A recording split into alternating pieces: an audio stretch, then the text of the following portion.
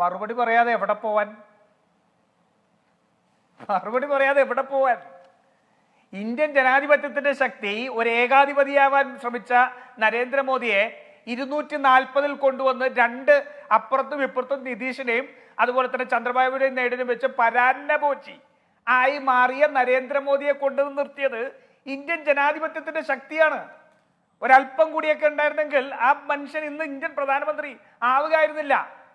അറിയില്ലേ, 1:42 കിതച്ച് കിതച്ച് കിതച്ച് 4 റൗണ്ട് താഴെ പോയി ജയിച്ചു വന്ന ഇന്ത്യയുടെ പ്രധാനമന്ത്രിയാണ്. അത് അദ്ദേഹത്തിന് ഒരു ചിന്ത വേണം.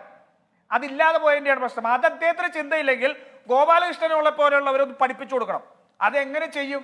ഗോപാലകൃഷ്ണൻ പറയുകയാണ്, ഞങ്ങളാണ് ഇന്ത്യയുടെ സർവസ്വം, ഞങ്ങൾ തോന്നുന്നത് ചെയ്യും, ഞങ്ങൾ പറയുന്നത് നടക്കുമെന്ന് പറയാം. ഈ ഗോപാലകൃഷ്ണൻ ഇനി മോദിയെ പഠിപ്പിക്കാൻ പോയിട്ട് വല്ല കാര്യമുണ്ടോ? അതാണ് ഈ BJPയുടെ ഇന്നത്തെ അവസ്ഥ. പക്ഷെ ഇന്നലെ അത്രയും സ്ഥലത്ത് മണിപ്പൂരിനെ സംബന്ധിച്ച് ആവശ്യപ്പെട്ടിട്ട് നടത്താത്ത ചർച്ച ഇന്ന് നടത്തി. ഇനി എന്താ പറയുന്നത്? വസ്തുതകൾ വളച്ചൊടിച്ച് യാതൊരു വിധത്തിലുള്ള കാമ്പുമില്ലാതെ എന്ത് സർക്കാർ എന്തു ചെയ്തു എന്ന് പറയാതെ ഒരു കുറ്റസമ്മതം നടത്തി. എന്താ പറയുന്നത്? ഞങ്ങൾ പരമാവധി ശ്രമിച്ചു. ഇന്ത്യയുടെ ആഭ്യന്തരമന്ത്രി പല ദിവസം അവിടെ പോയി നിന്നു.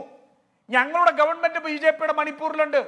ഇതൊന്നും കഴിഞ്ഞിട്ട് ഞങ്ങൾക്കിത് ചെയ്യാൻ കഴിയുന്നില്ല, ഞങ്ങൾ പരാജയപ്പെട്ടു. അത് പറഞ്ഞാൽ പോരെ? ഇന്ത്യയുടെ ലോക്സഭയിൽ നിന്നിട്ട് പറയണം ഞങ്ങൾ പരാജയപ്പെട്ടു. അങ്ങനെ പരാജയപ്പെടുമ്പോൾ ചില നടപടികൾ എടുക്കണം. ആ നടപടികൾ എടുത്തില്ല. ഇന്ന് നമ്മൾ ഹിന്ദുക്കൾ അട്ടിപ്പേറാവകാശത്തെ കുറിച്ചൊക്കെ വീണ്ടും ഗോപാലകൃഷ്ണനോട് പറയുന്നത്. ഞങ്ങൾ ഹിന്ദുക്കളെ കുറിച്ചല്ലെന്നേ പറഞ്ഞത്. നിങ്ങളിതെല്ലാം കൂടി ഹിന്ദുക്കളാക്കി നിൽക്കാൻ നോക്കുന്നുണ്ട. ഞങ്ങൾ എന്താ പറഞ്ഞത്? മണിപ്പൂർ കലാപം തുടങ്ങിയിട്ട് 1 വർഷത്തിനു മേലെയായി. എന്തുകൊണ്ട് ആ സർക്കാർ പരാജയപ്പെട്ട ആ സർക്കാരിനെ പുറത്താക്കുന്നില്ല? എന്തുകൊണ്ട് ആ സർക്കാർ തന്നെ കലാപത്തിന്റെ ഭാഗമായി മാറിയിട്ട് ആ സർക്കാരിനെതിരെ എന്തുകൊണ്ട് നടപടിയെടുക്കുന്നില്ല?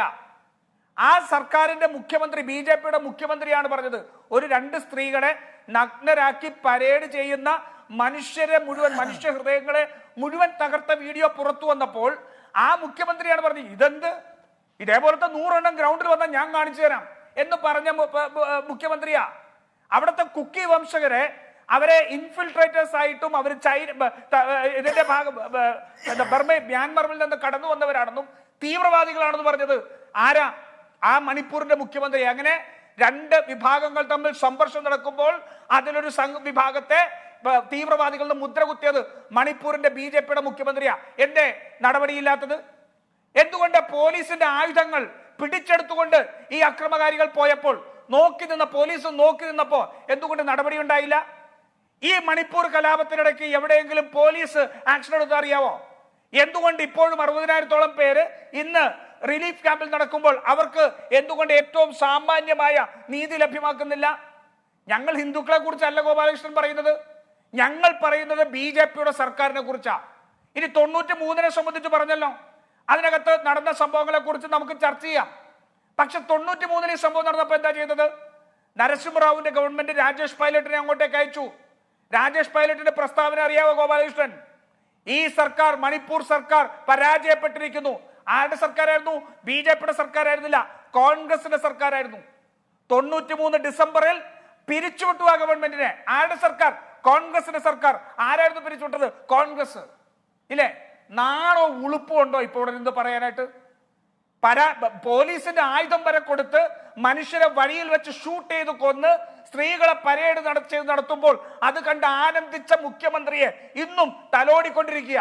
ഒരു നടപടി എടുക്കില്ല. എന്നിട്ട് വന്നിട്ട് പറയാ ഞങ്ങൾ ചെയ്യാവുന്നത് മുഴുവൻ ചെയ്തു. എന്നാൽ ഞാൻ പരാജയപ്പെട്ടു എന്ന് പറയണമെന്നേ. അത് പറയാനുള്ള നട്ടലില്ലേ, ആർജവുമില്ലേ? അതല്ലേ സംഭവിക്കുന്നത്. പിന്നെ ക്രിസ്ത്യാനികൾക്കെതിരെയുള്ള സമരം ഞാൻ ചോദിക്കട്ടെ, 36 മണിക്കൂറിനുള്ളിൽ 249 പള്ളികൾ ആക്രമിക്കപ്പെട്ടു. ആരാ? ഞാൻ പറഞ്ഞതാണോ? അല്ല, അവിടുത്തെ കണക്കുകളാണ്. ഇംഫാലിലെ ആർച്ച് ബിഷപ്പ് തന്നെ പറഞ്ഞ കണക്കുകളാണ്. 36 മണിക്കൂറിൽ 249 എണ്ണം. എവിടെയാണ് തകർക്കപ്പെട്ടത്? മെയ്ത്തി വിഭാഗത്തിന്റെ ഏരിയയിൽ. മെയ്ത്തി വിഭാഗത്തിന്റെ ഏരിയയിൽ തകർക്കപ്പെട്ടത് മെയ്ത്തി വിഭാഗം തന്നെ ചെയ്ത ആരെയാ മെയ്ത്തി വിഭാഗം പിന്തുണയ്ക്കുന്നത്? BJP പിന്തുണയ്ക്കുന്ന മെയ്ത്തി വിഭാഗം ക്രിസ്ത്യാനികൾക്കെതിരെ നടത്തിയ നരനായാട്ടാണ്. അതിനെ പിന്നീട് മാറ്റി നിർവചിക്കാൻ വേണ്ടി നടത്തുന്ന ശ്രമം. മണിപ്പൂര്, ബാക്കി വിഷയം പിന്നത്തേക്ക് വരാം. പിന്നെ നോക്കൂ ഹാഷ്മി, ഇന്ന് അടിയന്തരാവസ്ഥയെ കുറിച്ച് പറയുകയാണ്. ഈ ഇരട്ടത്താപ്പ് ഇങ്ങനെ വന്ന് നിൽക്കാവോ? അടിയന്തരാവസ്ഥ നടത്തിയപ്പോൾ അടിയന്തരാവസ്ഥയെ പിന്തുണച്ച പാർട്ടിയുടെ പേരെന്തായിരുന്നു? ജനസംഘ്. അടിയന്തരാവസ്ഥയെ പിന്തുണച്ചുകൊണ്ട് ഇന്ദിരാഗാന്ധിക്ക് കത്തെഴുതിയ 2 തവണ കത്തെഴുതിയ നേതാവിന്റെ പേരെന്താ? അന്നത്തെ സർസംഘചാലക് ദേവരശ്. എന്താ പറഞ്ഞത്? ചെങ്കോട്ടയിൽ നിന്ന് അടിയന്തരാവസ്ഥ പ്രഖ്യാപിച്ച ഇന്ദിരാഗാന്ധിയുടെ പ്രസംഗത്തെ പ്രശംസിച്ചുകൊണ്ട് കത്തെഴുതി. കത്തെഴുതിയിട്ടും ഇന്ദിരാഗാന്ധി മൈൻഡ് ചെയ്തില്ല.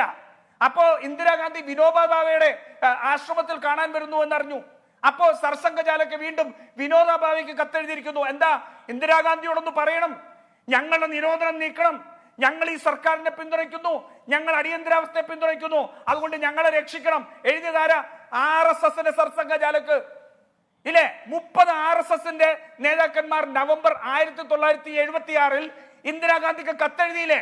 ഞങ്ങൾ പിന്തുണ പ്രഖ്യാപിക്കുന്നു RSS, അതുകൊണ്ട് ഈ RSSനെതിരെയുള്ള നിരോധനം നീക്കണം, ഞങ്ങളെയൊക്കെ ജയിലിൽ നിന്ന് വിട്ടയക്കണം എന്ന് കത്തെഴുതിയില്ലേ? ഡോക്യുമെന്റ് ഓഫ് സറണ്ടർ ഉണ്ടാക്കിയില്ലേ? എപ്പോഴാണ് അത് കഴിഞ്ഞ് ഒരു ചരിത്രം കൂടി പറയാം. ഡിസംബർ 1976 അടൽ ബിഹാരി വാജ്പേയി അവിടെ ഓം മേത്തയെ വിളിച്ചു വരുത്തി ചർച്ച ചെയ്യുന്നു. എന്നിട്ട് പറയുന്നു, ജനസംഘം ഇതിനെ പിന്തുണയ്ക്കാം, ഞങ്ങളെ എല്ലാം വിടണം. അങ്ങനെ ഓം മേത്തയായിട്ട് കണ്ടു എന്നറിഞ്ഞപ്പോൾ അന്നത്തെ ABVP പ്രസിഡന്റ് ഓടി വാജ്പേയി അടുത്തേക്ക് ചെന്നു. അദ്ദേഹം ചോദിച്ചു, എന്താ സംഭവിച്ചത്? അദ്ദേഹം പറഞ്ഞു, നിങ്ങൾ കാണിച്ചത് തെമ്മാടിത്തരം. ഗുജറാത്തിലെ നവനിർമ്മാൺ മൂവ്മെന്റിന്റെ പ്രകാരമായി നിങ്ങൾ നടത്തിയ കലാപങ്ങളും അക്രമങ്ങളുമാണ് ഈ അവസ്ഥയിലേക്ക് എത്തിച്ചത്. നിങ്ങൾ പോയി ഇന്ദിരാഗാന്ധിയോട് മാപ്പ് പറയണം. ചരിത്രമാണ് ഗോപാലകൃഷ്ണൻ, ഇതെല്ലാം ചരിത്രമാണ്. ആ RSS എപ്പോഴെന്നറിയോ ഹാഷ്മി? ഈ ഡോക്യുമെന്റ് ഓഫ് സറണ്ടർ ഉണ്ടാക്കുന്നത് ജനുവരി 1977. സറണ്ടർ ചെയ്യാനുള്ള ഡോക്യുമെന്റ് ഉണ്ടാക്കി 1977 ഫെബ്രുവരി എമർജൻസി വിഡ്രോ ചെയ്തു. ആവശ്യമൊന്നുമില്ല. കീഴടങ്ങൽ കരാറിന്റെ ആവശ്യം വന്നില്ല. ശരി രാജീവ്, തെറ്റുകൾ നടക്കുമ്പോൾ ഇന്ന് പ്രധാനമന്ത്രി പറയുന്നുണ്ടായിരുന്നല്ലോ, ശരി, ആ തെറ്റുകൾ നടക്കുമ്പോൾ ഈ രാജ്യത്ത് അടിയന്തരാവസ്ഥക്കെതിരെയുള്ള സമരം പിൻവലിച്ച് ഗവൺമെന്റിന് പിന്തുണ പ്രഖ്യാപിച്ചവരാണ് ഈ RSS, ജനസംഘ്. ശരി, ഷൈജു ആന്റണി, ഇവിടെ നമ്മൾ മണിപ്പൂരിനെ പറ്റി ഒരുപാട് കാലം സംസാരിച്ചതാണ്, ശരിയാണ്. പക്ഷേ അവിടെ സമാധാനം പുനരുദ്ധരണം നമ്മൾ സംസാരിച്ചുകൊണ്ടിരിക്കും, കാര്യം നമ്മുടെ സഹോദരന്മാരാണ്, ഒരു തർക്കം അക്കാര്യത്തിൽ. ഷൈജു ആന്റണി, പക്ഷേ കുറെ കൂടി സത്യസന്ധമായിട്ട് സംവദിക്കാൻ കഴിയില്ലേ? ശരി, ഞാൻ രാജു.